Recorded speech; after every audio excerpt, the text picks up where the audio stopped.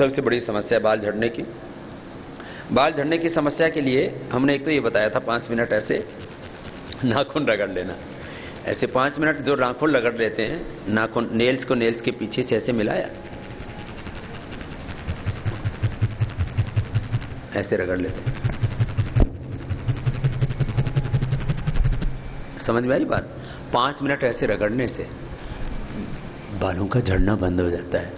आंवला aloe vera juice पीने से आंखें अच्छी रहती हैं, बाल अच्छे रहते हैं, स्किन अच्छी रहती है, हड्डियां मजबूत रहती हैं, इम्यून सिस्टम स्ट्रांग रहता है, इम्यूनिटी अच्छी रहती है। आंवला एलोवेरा का जूस पी लिया करें। बालों को अच्छा रखने के लिए एक सप्ताह में कम से कम 2 बार सरसों के तेल, नारियल के तेल, तिल के तेल, बादाम के तेल, नहीं तो अपने पतंजलि आयुर्वेद से हम केश कांति तेल उपलब्ध कराते हैं, एक दिव्य केश तेल उपलब्ध कराते हैं दिव्य फार्मेसी अपने। और भी जिसको अलग अलग तरह के ना हमारी चॉइस हो जाते हैं। फिर तो हमने amla hair oil, almond hair oil, फिर किसी किसी के माथे में दर्द भी बहुत होता है, गर्मी बहुत रहती है, तो उसके लिए शीतल तेल बना रखा है। ऐसे अलग अलग तेल बनाए हुए हैं, उनका प्रयोग कर सकते हैं। बाल किसी के झड़ जाते हैं ना पूरे ही, ऐसे खेती सी उजड़ जाती है, तो उसके लिए एक बहुत अच्छा उपाय है, हमने बहुतों को बताया और सच में वो अद्भुत है। इसको मास क्वांटिटी में हम नहीं कर पाए क्योंकि उसका रॉ मटेरियल बड़ा मुश्किल होता है। एक ततैया होता है, एक तो होती है मधुमक्खी, एक होता है ततैया, थोड़ा येलो कलर का होता है और काट जाए तो बहुत भयंकर दर्द होता है। ततैया, भेड़ड़ बोलते हैं।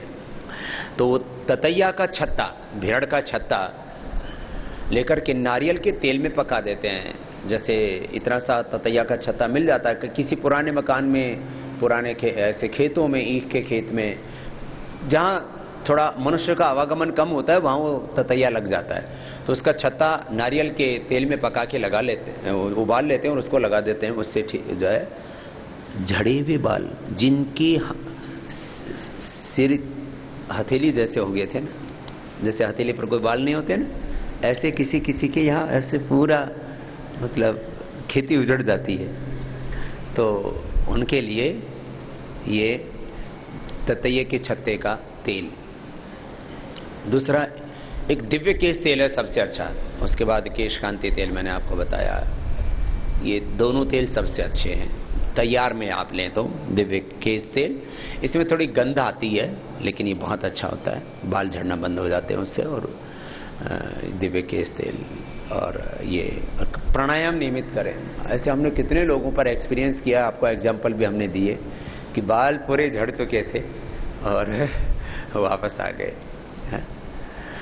किसी किसी के तो आपने देखा होगा, राजकोट में मेरा शिविर चल रहा था, एक बहन इतने बाल भर के लाई थैली में। बोले बाबा जी रोज इतने बाल उतरते थे और ये थैली भर गई इतनी। बोले सारे बाल उतर गए थे बाबा जी, देखो अपना थैली भर के लाई। फिर वो शायद मैंने यहाँ रखे हुए हैं कहीं एविडेंस के रूप में भी। और बोले बाबा जी फिर ये मैंने दिव्य केश तेल लगाया और ये प्राणायाम किया और 5 मिनट आपने ये बताया, ये सब प्रयोग किया, थोड़े थोड़े जो आप प्रयोग बताते हैं, आंवला एलोवेरा का जूस पिया, वो मेरे सारे बाल दोबारा आ गया, बाल एक भी नहीं झड़ता। मीन्स ऐसे 1-2 बाल तो झड़ जाता है सामान्य रूप से, फिर आ जाता है। तो जो है खैर बालों के लिए योग बहुत अच्छा है। इसमें शीर्षासन, सर्वांगासन भी बहुत अच्छे हैं, प्राणायाम बहुत लाभ करता है। तो बालों के लिए बता दिया आपको। आंखों के लिए आमल की रसायन 200 ग्राम, सप्तामृत लोह 20 ग्राम, मुक्ता शुक्ति 10 ग्राम।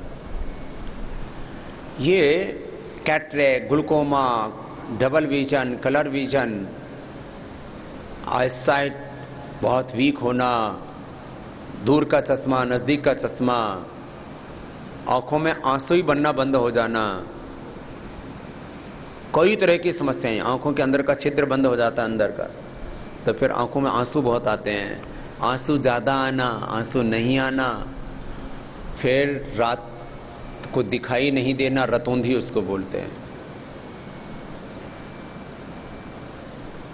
आंखों में सफेद काला मोतिया, कई तरह की समस्याएं आंखों की। आंखों में अल्सर हो जाते हैं,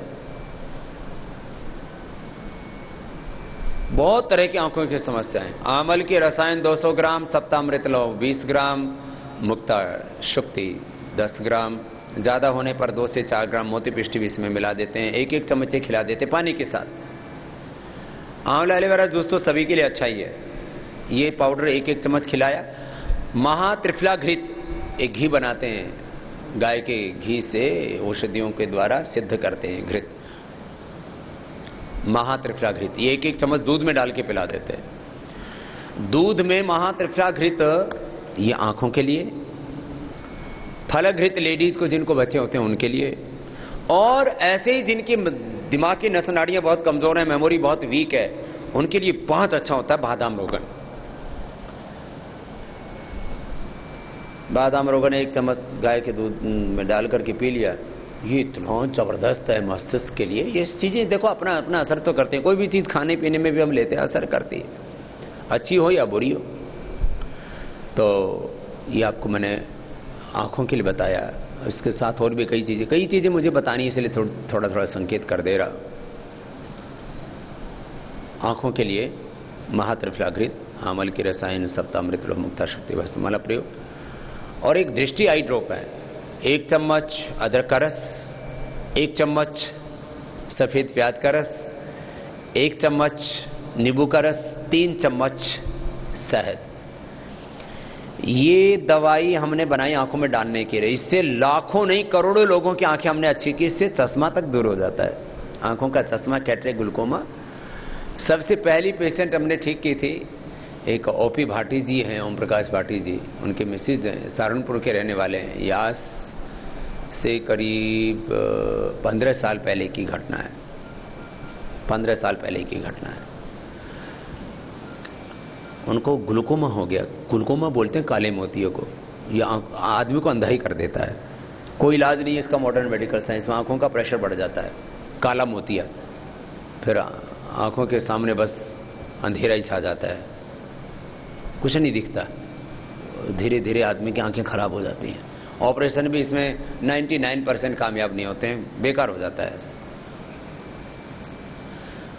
मैंने अभी पिछले करीब महीने भर पहले वो आए, ओपी भाटी। मैंने कहा भाई वो हमारी माताजी कैसी हैं? उनकी उम्र होगी करीब 65 साल के आसपास, 65-70 के आसपास। बोले जी वो अच्छी है। जब मैंने पहली बार ये कहा कि कैटरेक्ट अच्छा हो जाता है, ग्लूकोमा अच्छा हो जाता है, तो लोगों ने कहा ये तो हो ही नहीं सकता, आंखों का चश्मा हट जाता है। भैरव सिंह जी उस समय उपराष्ट्रपति जी थे, तो उन्होंने कहा कि बाबा जी एम्स में मैं कुछ रोगी देता हूं आपको, उनके ऊपर प्रयोग करो। हमने फिर अलग अलग स्कूल कॉलेजों में प्रयोग किया। जिन बच्चों की आंखों पर चश्मा आ चुका था, ऐसे हजारों बच्चों के हमने चश्मे हटाए। एम्स के डॉक्टर्स ने भी प्रयोग किया, और सब डॉक्टर्स ने माना कि जो योग करेगा उसकी आईसाइट अच्छी हो जाती है। नहीं तो उससे पहले बोला जाता था कि एक बार जो चश्मा आ गया वो हट नहीं सकता, एक बार जो नंबर आ गया वो घट नहीं सकता। क्यों बड़ा लाभ करता है ये जो मैंने आपको अभी प्रयोग बताया। ये दृष्टि आई ड्रॉप करके हमारी एक औषधि आती है, ये लाखों की संख्या में और साल भर तो करोड़ों की संख्या में हम बनाते हैं, अद्भुत लाभ होता है। ये एक एक बूंद आप ऐसे डाल सकते हो, और इससे आई साइट इतनी अच्छी हो जाती है। ये ऐसे हमने दृष्टि आई ड्रॉप तैयार की, लगती बहुत है, और आंखों की रोशनी इससे एकदम अच्छी हो जाती है। खैर ये दृष्टि आप डाल सकते हो। ये दृष्टि माने नाम ही दृष्टि इसलिए रखा, दृष्टि माने आईसाइट के लिए बहुत अच्छी है। अनेक प्रयोग हैं, हमारे गुरुजी बनाया करते थे पहले। गोमूत्र उबाल लिया तांबे के लोटे में, 1 लीटर गोमूत्र डाला, उसमें उबालते समय थोड़ा नीम के पत्ते डाल दिए, और वो जब 200-250 ग्राम रह गया 1 किलो का, 1 लीटर का 200-250 ml रह गया, तब छान के रख लिया, उसमें थोड़ा शहद डाल दिया। वो गोमूत्र डालने से हमने देखा, ये हमने लाखों लोगों को दिया। ये भी प्रयोग मुफ्त में बांटा करते थे हम गुरुकुल में, बना के तांबे के लोटे में गोमूत्र पका करके। यार जबरदस्त प्रयोग है। आंखों का कोई भी रोग नहीं रह सकता। अब देखिए, मैं आपको की कुछ औषधि के साथ साथ ये एक्यूप्रेशर एक बार सभी बीमारियों का बता देता हूं। ये पहली और दूसरी अंगुलियों के नीचे ये आंख के लिए पॉइंट है। ऐसे 5 मिनट यहां दबाने से एक्यूप्रेशर हमारे शरीर की सुप्त ऊर्जा को जगाने में बहुत बड़ा काम करता है। आईसाइट को बढ़ाने में, जो हियरिंग का लॉस हो गया हो, सुनने की शक्ति का ह्रास हो रहा है, उसमें ये हार्ट को एक्टिवेट करने में, यहाँ से पेनक्रियास को एक्टिवेट करने में, यहाँ से किडनी को एक्टिवेट करने में, यहाँ से थायराइड को एक्टिवेट करने में, ये यहाँ जो है ये स्टमक के लिए, फिर यहाँ ये स्ट्रेस के लिए, हाइपरटेंशन के लिए। यहाँ जो कल भाई कह रहे थे कि बेटी को रात को हर दिन बिस्तर गीला करती थी, पहले ही दिन ऐसे 5-5 मिनट हाथ में दबाया, पहले ही दिन से रात को बिस्तर में पेशाब होना बंद, अगले दिन से बिस्तर सूखा मिला। एक दिन में इतना फायदा होता है। एक्यूप्रेशर जो है, ये मर्म चिकित्सा बोलते हैं आयुर्वेद में इसको, नाड़ी चिकित्सा, ये ऐसी शक्ति के केंद्र है, ये ऊर्जा के केंद्र है। हमारे वेद में मंत्र है, अयम में हस्तो भगवान, अयम में भगवत्तर। ये अपना हाथ ही अपना भगवान है, ये हाथ ही हमारी औषधि है। अपने हाथों में, ये तो कहा जाता है कि सारी ताकत तुम्हारे हाथों में, तो सारी औषधि भी तुम्हारे हाथों में। अपने कर्मों में सब कुछ है, लेकिन इन हाथों में और भी बहुत कुछ है। देखो, यहां से दबाने से सब मूत्र रोग, यहां से और यहां से दबाने से हार्ट की बीमारी, यहां से दबाने से, ये अलग अलग पॉइंट्स हैं, मैं बता रहा हूं। देखो ये तो ऐसे करके तो मैं दिखाने के लिए आपको बता रहा हूं, दबाया तो ऐसे ही जाएगा ऐसे। ये कान के लिए, इसके नीचे रेखा के ऊपर हार्ट के लिए, और इसके नीचे डायबिटीज के लिए, फिर ये किडनी के लिए, यहाँ ये थायराइड के लिए, यहाँ आंतों के लिए, इसके पीछे आते हैं तो यहाँ ये जो है ये एक्यूप्रेशर का पॉइंट बड़ा जबरदस्त है। ये है बवासीर के लिए, पायस, फिसर, फिस्टुला। ऐसे तो हम अर्शकल पोटी देते हैं, त्रिफला चूर्ण, अभयारिष्ट, पेट ठीक रखने के लिए तो औषधियाँ देते हैं, और कुछ घरेलू उपाय भी बताते हैं। ठंडे दूध में नींबू डाल करके पी लो सुबह सुबह खाली पेट, 3 से 7 दिन पीने से 99% बवासीर ठीक हो जाती है। ठंडा दूध 1 कप लिया, उसमें नींबू डाल के पी लिया और बवासीर ठीक हो जाती है। 3 से 7 दिन। गाय का ठंडा दूध गर्म करके ऐसे ही ताज़ा दूध निकाला, उसमें नींबू डालो और तुरंत पी जाओ। ठंडे दूध में नींबू डालने से फटता नहीं है तुरंत, और वो अब उसमें किस तरह की औषधीय शक्ति पैदा होती है, अलग लाभ है। अब लौकी तो रोज खाते हैं, लेकिन लौकी का जूस पिला करके हमने लोगों का प्रोस्टेट कैंसर, हार्ट की प्रॉब्लम, ओबेसिटी, हाइपरटेंशन और कितनी बड़ी बड़ी बीमारी हमने ठीक कर दी। तो हर एक चीज की उसको आम भाषा में बोलते हैं लाग होती है कोई। तो ठंडे दूध में नींबू डाल करके पीने से बहुत सी ठीक हो जाती है 3 से 7 दिन के अंदर। चने के बराबर कपूर केले में डाल करके खाने से 3 दिन के अंदर ही बहुत से ठीक हो जाती है। नीम की निमोली, बकायन, रसोंत, हरड़, ये 4 चीजें मिलाकर के हम पाउडर बनाने के लिए बोलते हैं और कहते हैं भाई 1-1 चम्मच सुबह शाम खा लो, कितनी भयंकर बवासीर ठीक हो जाती है। नीम की निमोली, बकायन, छोटी हरड़ और एक रसोंत होती है, उससे ठीक हो जाती है। एलोवेरा जूस ही पीने से बवासीर और पायल्स, फिसर, फिस्टुला तक अच्छा हो जाता है।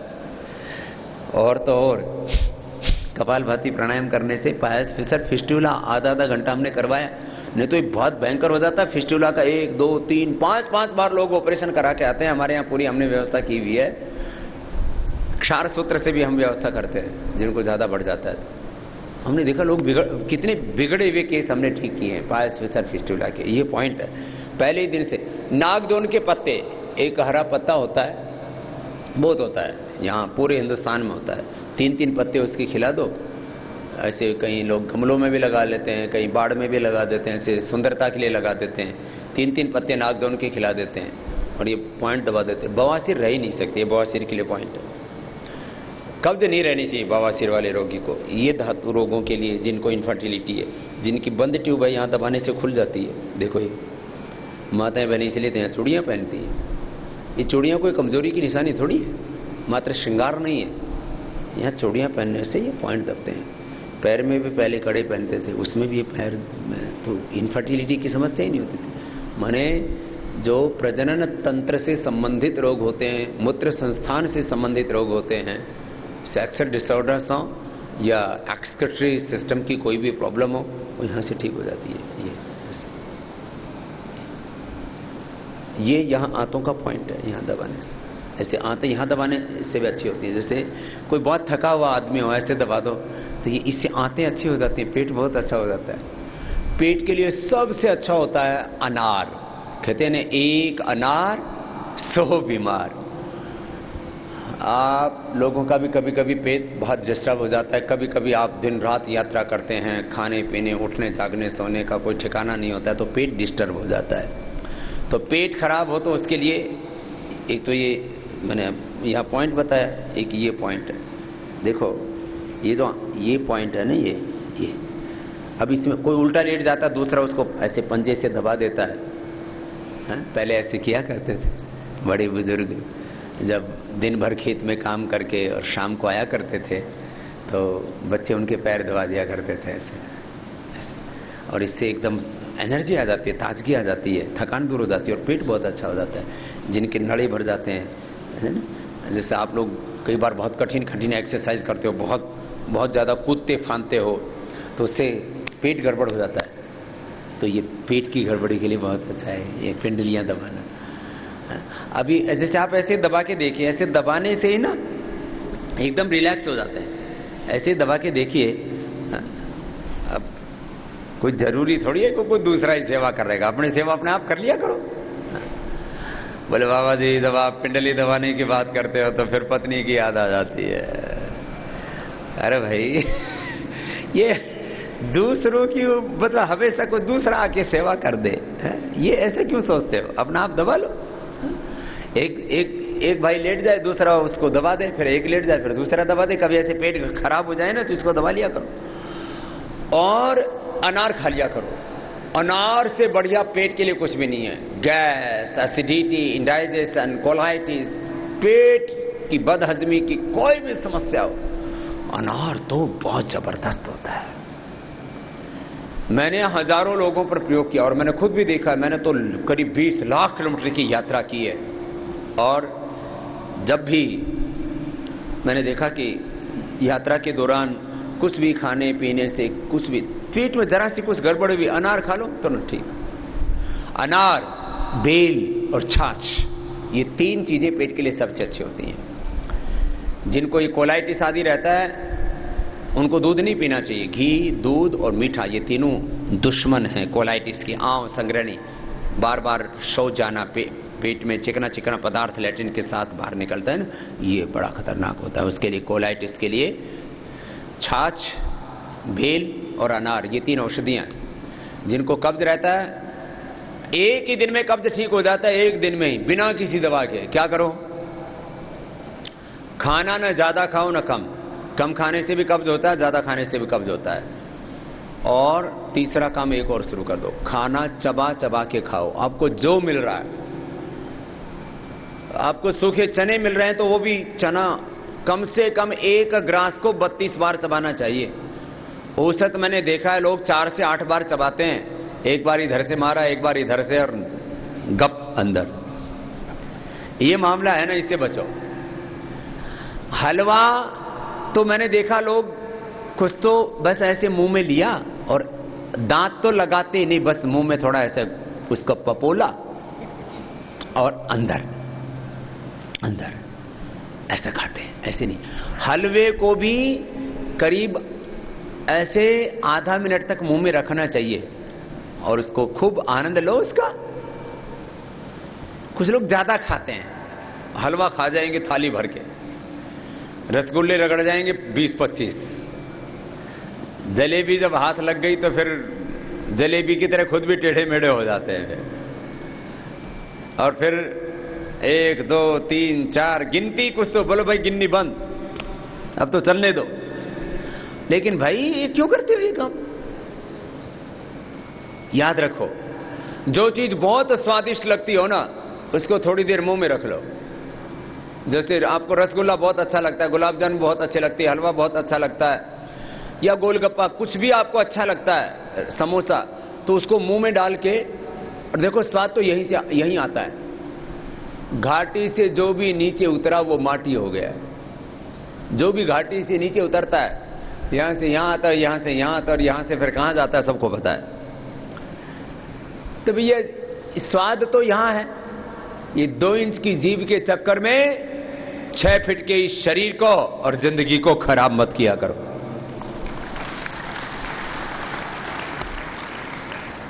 रसना और वासना, ये 2 इंद्रियां सबसे ज्यादा चंचल हैं, इनसे बचा करो, काबू रखो। देखो, कोई भी चीज बहुत स्वादिष्ट लगती हो ना, तो मुंह में डाल के रख लो थोड़ी देर, और जीभ को बोलो जितना मजा लेना है एक में ले ले, अगला नहीं मिलेगा। मजा तो यही लेना है, बाकी तो मैंने कहा ये सारा खेल यही का है। ये इंद्रियों का सुख भी बड़ा विचित्र है। एक एक इंद्रिय का शब्द, स्पर्श, रूप, रस, गंध, और फिर मन की तो दुनिया ही अजीब ही है साहब। खैर सुनो, मैं आपको कह रहा था, आप कब्ज दूर करना चाहते हो, पेट की बहुत समस्या है आप लोगों को, और ये मैं ऐसे नहीं कह रहा हूं, क्योंकि जो यात्रा में रहते हैं उनके लिए समस्या रहती है। आप लोग तो यायावर हो, ऐसे पकड़ हो, घूमते रहते हो पहाड़ियों में, रेगिस्तान में, कभी जंगलों में, झाड़ियों में, तो कभी ना कभी पेट की समस्या से आपको रूबरू होना ही पड़ता है। तो एक काम किया करो, खाना चबा चबा के खाया करो, इमरजेंसी को छोड़ के। अब इमरजेंसी में तो कई बार भागते भागते भी खाना पड़ता है, वो तो युद्ध की स्थिति हो गई, वो भूल जाओ। बाकी खाना खाने में कम से कम आधा घंटा समय लगता है, और कुछ तो 5 ही मिनट में खा पी के बराबर कर देते हैं, थाली चाट के धर देते हैं। ये कार्यक्रम ठीक नहीं है भाई। भगवान ने इतनी बढ़िया बढ़िया चीज बनाई है, चबा चबा के खाओ। खाने में जितना सलाइवा मिलेगा, ये बहुत बड़ी बात कह रहा हूं मैं, है ये छोटी सी बात। स्वामी जी आप ऐसे ही तो बोल, बस चबा चबा के खाया करो, चबा चबा के तो खाया करो, ये तो आपने खूब सुना है, लेकिन आप इसकी महिमा सुनिए। जितना चबाएंगे उतना उसमें सलाइवा मिलेगा, और दांतों का, सलाइवा का, फिर पूरा श्वसन जो है उसका, अन्न नली का, फिर आमाशय का, पक्वाशय का, फिर लीवर का, आंतों का, इन सबका योगदान है। सबसे पहले काम शुरू होता है यहां से। आधा घंटा खाने में लगाओ। जिनको बहुत ज्यादा पेट की समस्या है तो चाहे 1 घंटा लगाओ, धीरे धीरे चबा चबा के खाओ, जब तक खाने वाली चीजें लिक्विड ना हो जाएं। रोटी खाओ तो ऐसी कि वो पानी जैसी बन जाए मुंह में, तब पेट के अंदर डालो। आज से आप ये प्रयोग करना शुरू कर दो, चबा चबा करके खाना शुरू कर दो। मैंने तो यहां तक प्रयोग किया कि मुझे भी शुरू से ही थोड़ा कॉन्स्टिपेशन की प्रॉब्लम रहती थी। किसी किसी का कोठा हार्ड होता, कहते हैं, क्या करें, मेरा कोठा ही हार्ड है, मेरा तो जो है ना पेट ही ऐसा है, मेरी तो प्रकृति ऐसी है। किसी किसी की कब्ज की प्रकृति होती है, ये ठीक। तो क्या करो, चबा चबा के खाओ। चबा चबा के खाने से पहले ही दिन रिजल्ट मिल जाता है, पेट की समस्या खत्म, खाली चबा के खाने से। कोई दवाई करने की जरूरत नहीं है, बाकी दवाइयां उसके बाद की बात है। और यदि आपने चबा चबा के खाना नहीं खाया और पेट की आपको बीमारी है, चाहे आप स्वर्ण भस्म खा लो, चाहे लाखों रुपए की दवा खा लो, करोड़ों रुपए की दवा खा लो।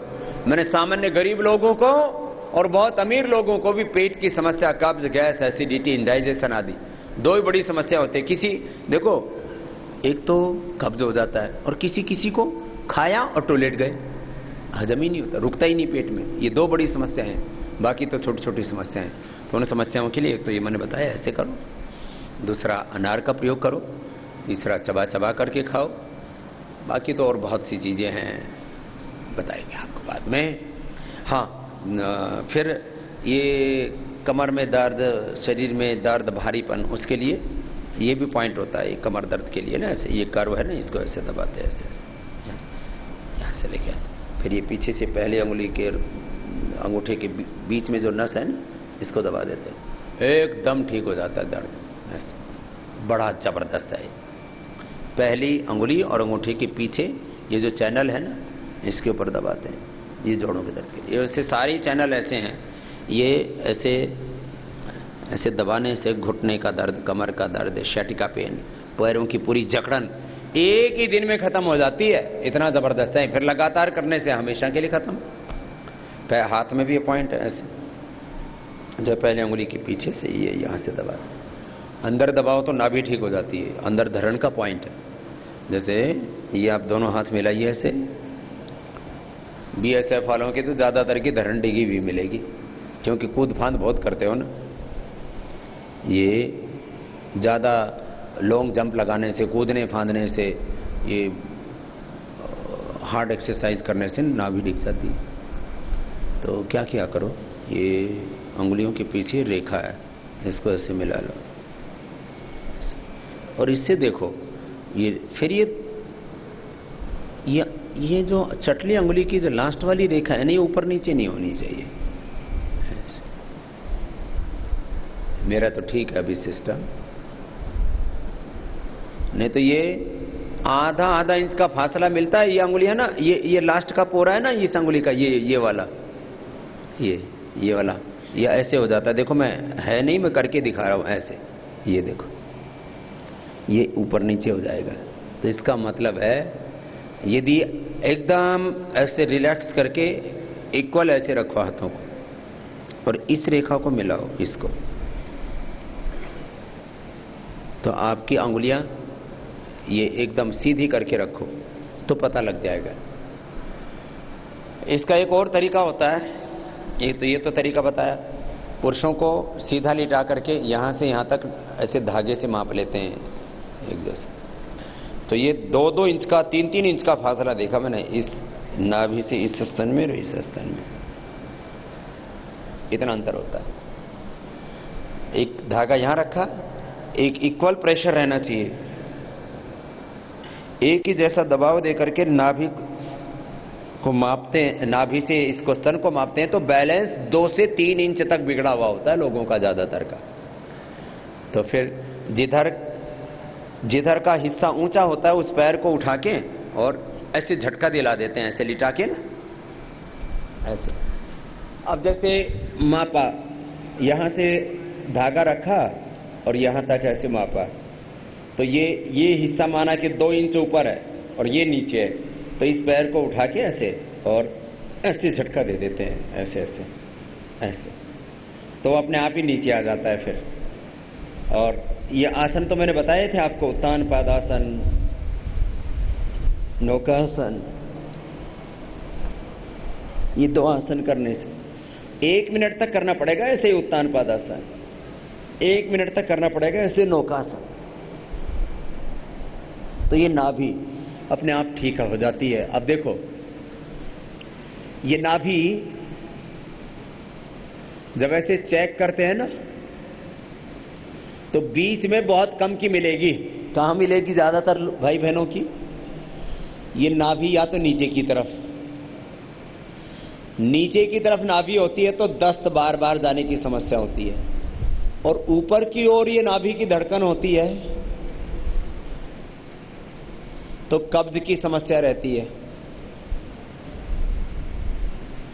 ज्यादातर लोगों की धड़कन ऊपर की ओर, जिनको कोलाइटिस है, बार बार दस्त जाने की समस्या, तो नीचे की ओर। बॉडी और माइंड का बैलेंस बिगड़ता है तो नाभि की धड़कन दोनों ओर आ जाती है। इधर देखो तो हल्की हल्की धड़कन, इधर देखो, और किसी किसी के तो चारों ओर बिखरी हुई होती है, तो उनका तो शरीर और मन का पूरा, तन और मन का पूरा बैलेंस ही बिगड़ जाता है। इसलिए नाभि की धड़कन नाभि के अंदर होनी चाहिए, बीच में, सेंटर में। यह आदर्श स्थिति होती है। अब किसी किसी का तो पेट इतना मोटा होता है, उसके तो धड़कन ही खोजते रहो, वो खो जाती है धड़कन ही। और इतने मोटे मोटे पेट, बहुत खराब होता है, उसमें कहां ढूंढे। आधा फीट हाथ अंदर डालना पड़ता है, तब जा करके पाताल लोक में मिलती है।